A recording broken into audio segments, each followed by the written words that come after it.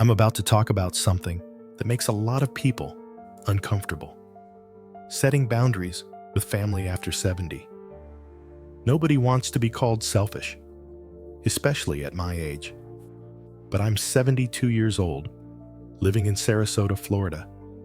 And 3 years ago, I learned a painful lesson. Saying yes to everyone, especially family, was destroying my health, happiness, and the life I'd worked decades to build. I was giving up things that mattered to me: my independence, my money, my time, my peace of mind, because I didn't want to disappoint my kids, upset my siblings, or be seen as a difficult old man. And it nearly broke me. Today, I'm going to share 9 specific things I will never give up for anyone again, not even family. These aren't selfish boundaries. They're survival essentials. They're what therapists, financial advisors, and senior advocates call non-negotiables. The things that, once you give them up after 70, you rarely get back. If you're over 60 and feeling pressured by family to sacrifice your well-being, you need to hear this. Let me tell you my story. My name is Robert Martinez. Everyone calls me Bob. I'm 72 years old, and I live in Sarasota, Florida, specifically in a gorgeous condo community called The Meadows, right off Tamiami Trail. I've lived here for 10 years. My late wife Maria and I moved to Sarasota from New Jersey when I retired from my construction business. We'd visited Siesta Key dozens of times, loved the white sand beaches, the art scene, Marie Selby Botanical Gardens, the dining on St. Armand's Circle. When I retired at 60, we sold our house in Newark, packed up, and headed to paradise. We bought a beautiful 2-bedroom condo with a lanai overlooking the golf course. Life was perfect. Morning walks on Siesta Key Beach, afternoons at the Ringling Museum, dinner at Owen's Fish Camp, poker games with neighbors. Florida retirement at its finest. Then, 6 years ago, Maria died suddenly of a stroke at 66. My world collapsed. But after 2 years of grief, I rebuilt. I had a good life, financially secure from my construction business, healthy, active, socially engaged. I volunteered with Habitat for Humanity, played golf twice a week, took woodworking classes at the Sarasota Community Workshop. I was okay. Then the family pressure started. My daughter Lisa in Atlanta needed temporary help with childcare. Could I come stay for a few months? My son Miguel in Tampa was having financial problems. Could I lend him $20,000? My brother Carlos wanted me to move back to New Jersey to be closer to family. You're alone. You shouldn't be by yourself. My nephew wanted to borrow my truck for a couple of weeks. Everyone had needs. Everyone had demands. And I said yes to all of it because I didn't want to be the mean dad, the selfish brother, the unhelpful uncle. Within 2 years, I was miserable. I'd spent 6 months in Atlanta providing free childcare, missing my life in Sarasota. I'd loaned Miguel $20,000 I never got back. I'd given up my volunteer work, my woodworking classes, my golf games because I was constantly traveling to help family or too stressed to enjoy anything. My savings were depleting. My health was suffering. Stress-induced high blood pressure, insomnia, anxiety. I felt trapped, resentful, and exhausted. Then I had a wake-up call. I ended up in the ER at Sarasota Memorial Hospital with chest pain. The doctors said it was a panic attack brought on by chronic stress. As I lay in that hospital bed at 2 a.m. alone, I realized none of the family I'd been sacrificing for was there. They were all too busy with their own lives. That's when I decided, never again. I started working with a therapist at the Sarasota Center for Mental Health, Dr. James Sullivan. Over 6 months, he helped me establish what he called non-negotiables. 9 specific things I would never give up for anyone, family included. These aren't selfish.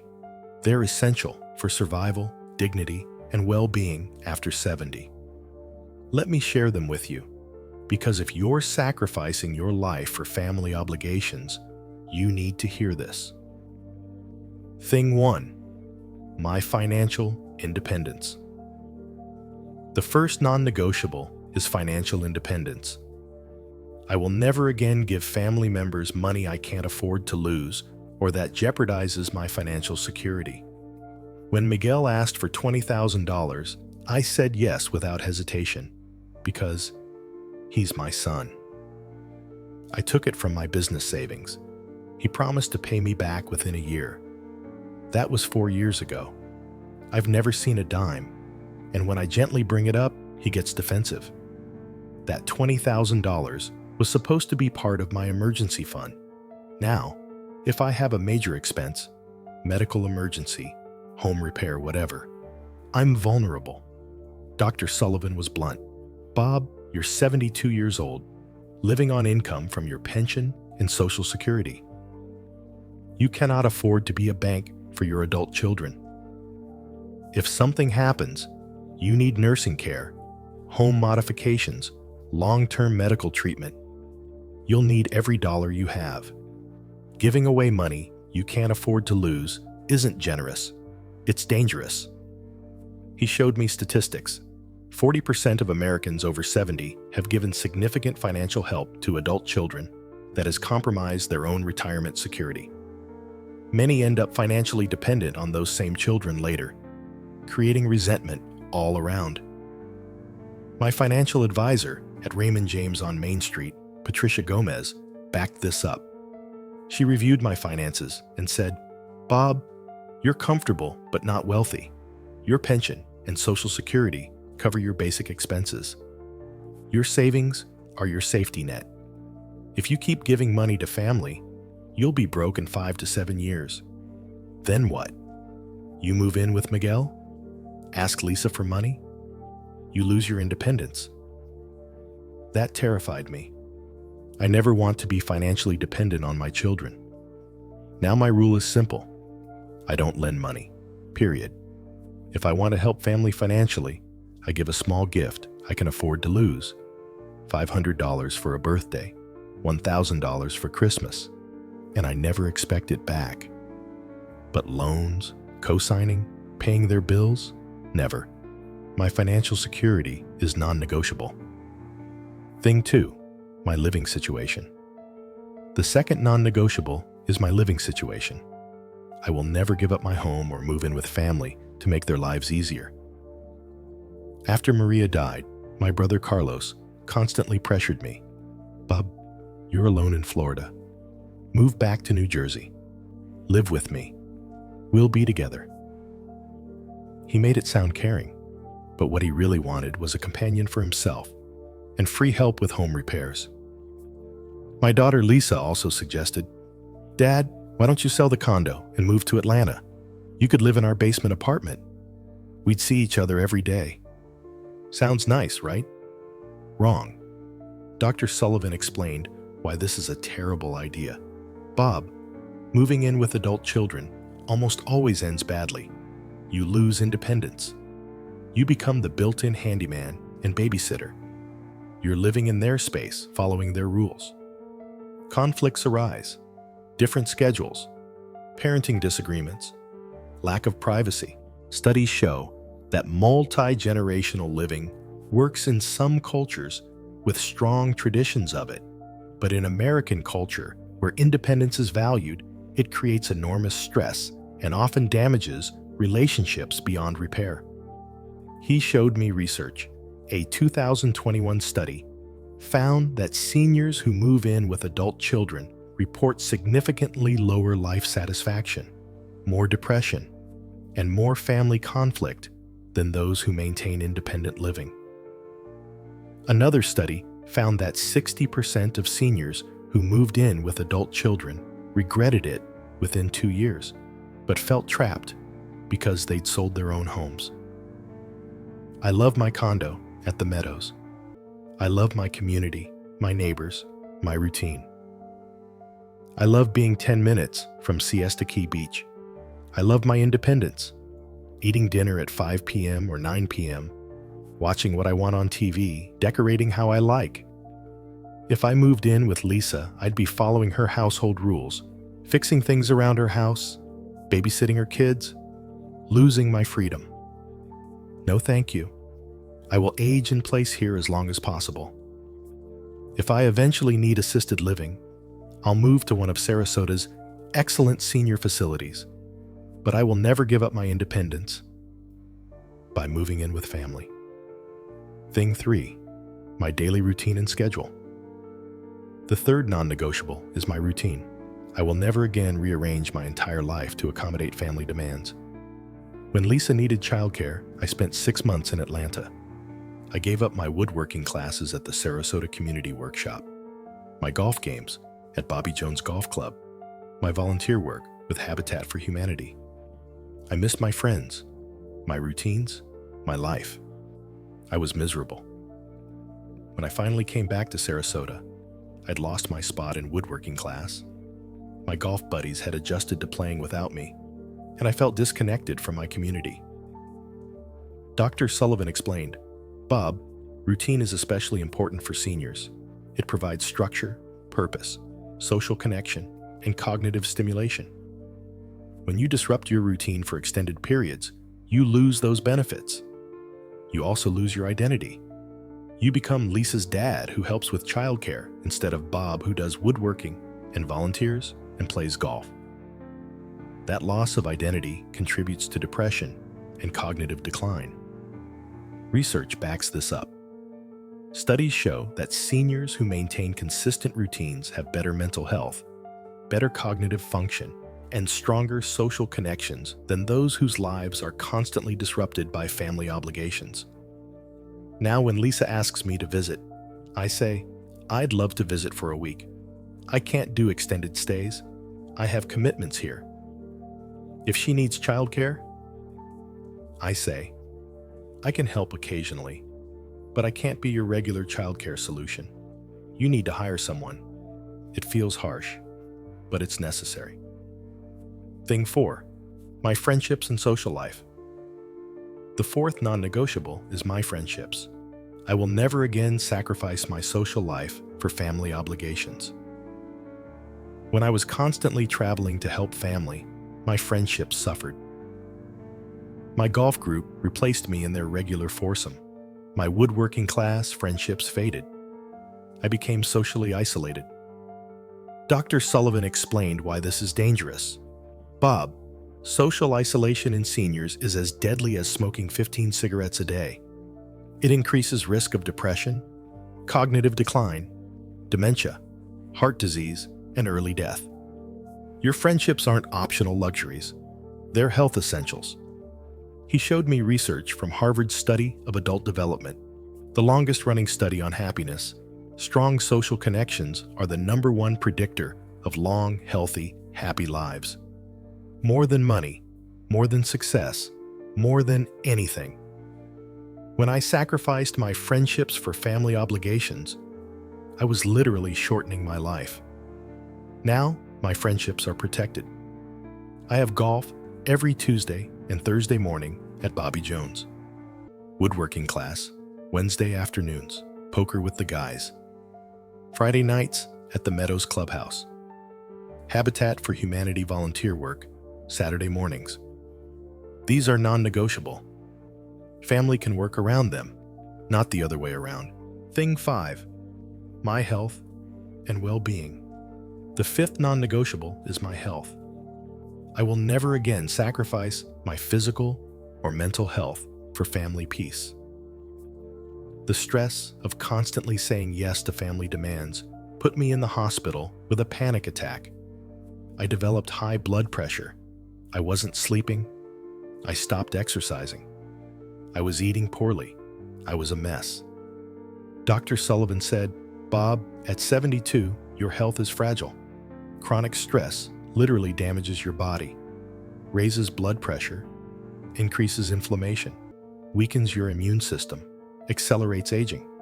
You cannot afford to sacrifice your health for family obligations. Now I protect my health fiercely. I walk 30 minutes every morning on Siesta Key Beach. I lift weights at the community fitness center 3 times weekly. I see my doctor at Sarasota Memorial for regular checkups. I take my blood pressure medication daily.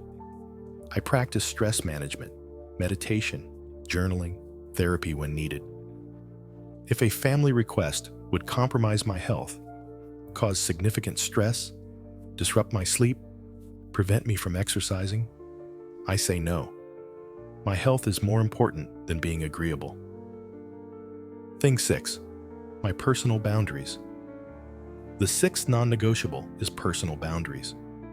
I will never again let family guilt me into doing things that violate my values or comfort. My nephew once asked to borrow my truck for a couple of weeks because his was in the shop. I said yes to avoid conflict. 3 months later, I still didn't have my truck back. He'd been using it daily, put 8,000 miles on it, returned it dirty with an empty gas tank and a dent in the bumper. I was furious, but said nothing because family doesn't make waves. Dr. Sullivan taught me about boundaries. Boundaries are limits you set to protect your well-being. They're not mean or selfish. They're healthy and necessary. At 72, you've earned the right to say no without explanation or guilt. He helped me practice saying, "No, that doesn't work for me. No, I'm not comfortable with that. No, that's not something I'm willing to do. Just no." Complete sentence. No justification needed. Now when family asks for something that crosses my boundaries, I say no. Can you drive to Tampa to babysit? No. I don't do long-distance childcare. Can you co-sign my loan? No, I don't co-sign anything. Can I store my stuff in your garage for a few months? No, my garage isn't storage. Can you lend me your truck? No, I don't lend my vehicles. Setting boundaries feels uncomfortable at first, but it gets easier, and it's essential for maintaining respect and preventing resentment. Thing 7. My time and energy. The 7th non-negotiable is my time. I will never again give away my time like it's worthless. At 72, I probably have 10 to 15 good years left. Maybe 20 if I'm lucky. Every day matters. Every hour matters. When I spent 6 months in Atlanta providing free childcare, I lost 6 months of my life. 6 months I could have spent woodworking, volunteering, golfing, traveling, enjoying my friends. 6 months I'll never get back. Dr. Sullivan said something profound. Bob, your time is literally your life. When you give your time to others, you're giving them your life. You need to ask yourself, is this how I want to spend my remaining years? Changing diapers in Atlanta or living my life in Sarasota? That hit hard. Now I'm very protective of my time. I say no to time-consuming family requests unless they genuinely align with how I want to spend my life. Want me to visit for a week? Sure. Want me to move in for 6 months? Absolutely not. Thing 8. My right to enjoy life. The 8th non-negotiable is joy. I will never again feel guilty about enjoying my life while family members struggle. When Miguel was having financial problems, I felt guilty every time I went out to dinner, bought something nice, or took a weekend fishing trip to the Keys.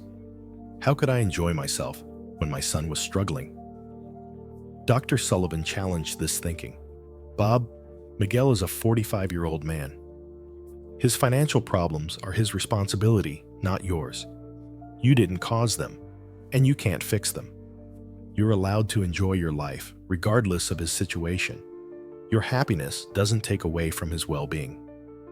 He explained the concept of differentiation, recognizing that you and your family members are separate people with separate lives. Their problems don't have to become your problems. Their unhappiness doesn't require you to be unhappy. This was revolutionary for me.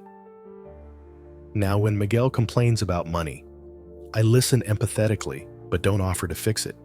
And I don't feel guilty about enjoying my comfortable retirement that Maria and I worked hard to build.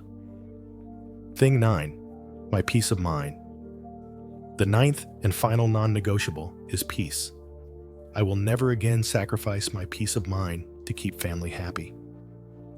For years, I was the family peacemaker, smoothing over conflicts, mediating arguments, absorbing everyone's stress and drama. It was exhausting and destroyed my peace. Dr. Sullivan said, "Bob, you cannot control other people's feelings or relationships. You are not responsible for keeping everyone happy. Family members who are adults need to manage their own emotions and conflicts." He taught me the concept of "not my circus, not my monkeys," a Polish proverb meaning it's not my problem. When Lisa and Miguel fight, it's not my circus. When Carlos complains about his kids, not my monkeys. I listen, I'm supportive, but I don't take on their emotional burdens. I protect my peace. Now, I have boundaries around emotional labor too. I'll listen for 15 minutes, but I won't be someone's therapist for hours. I'll offer support, but I won't fix their problems. My peace of mind is precious, and I guard it fiercely. The results, 3 years later, 3 years after establishing these 9 non-negotiables, my life is completely transformed. I'm healthy. My blood pressure is controlled. I sleep well. My anxiety is gone. I'm financially secure because I stopped giving money away. I'm socially connected. My friendships are strong. I'm active in my community. I'm happy. I live my life on my terms, and I have zero regrets about the boundaries I've set. Are some family members upset? Yes. Lisa thinks I'm selfish because I won't provide free childcare. Miguel is hurt. I won't lend him more money. Carlos is disappointed I won't move back to New Jersey. But here's what I've learned. Their disappointment is not my emergency. Their unhappiness with my boundaries is their problem, not mine. And honestly, our relationships are healthier now. I see Lisa and Miguel during holidays and occasional visits, and we enjoy the time because I'm not resentful. I talk to Carlos weekly, but don't feel obligated to fix his life. The relationships that survived my boundaries were the ones worth keeping. The ones that didn't, well, they were conditional on me sacrificing myself. And I don't need relationships like that. If you're over 60 and feeling pressured to give up things that matter to you, your money, your home, your time, your peace, I'm telling you, don't do it. Establish your non-negotiables. Set boundaries. Say no without guilt. You've earned the right to live your remaining years on your terms. You are not selfish for protecting your well-being. You are not mean for setting limits. You are not a bad parent, sibling, or family member for prioritizing yourself. You are wise. If this resonates with you, please leave a comment below. What are your non-negotiables? What have you refused to give up? Or are you struggling to set boundaries with family? Share your story. And if you know someone who needs to hear this, someone who's sacrificing themselves for family, please share this video. It might give them permission to reclaim their life. Hit that subscribe button for more honest conversations about family, boundaries, and living well after 70. Remember, you cannot pour from an empty cup. Take care of yourself first. You've earned it.